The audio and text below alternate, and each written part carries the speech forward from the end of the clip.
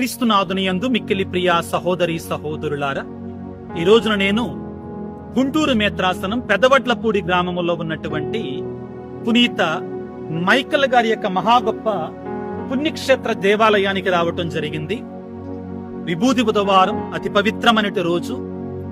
తపస్సు కాలాన్ని ప్రారంభించుకునే సందర్భంగా విచారణ గురువులు నన్ను ఇక్కడ దివ్యబలి పూజను సమర్పించడానికి ఆహ్వానించటం జరిగింది. ఈ సందర్భంగా ఈ పుణ్యక్షేత్రంలో ఈ వీడియో చూసేట మీ అందరి కోసం కూడా ప్రార్థించాలని నా యొక్క ఆశ. అందరూ కూడా తలలు వంచి చిన్న ప్రార్థన చేసుకోవటానికి ప్రయత్నం చేద్దాం.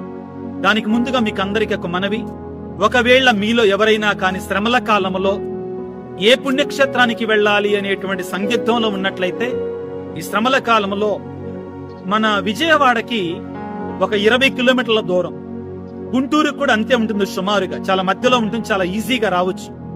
కాబట్టి ఈ పుణ్యక్షేత్రాన్ని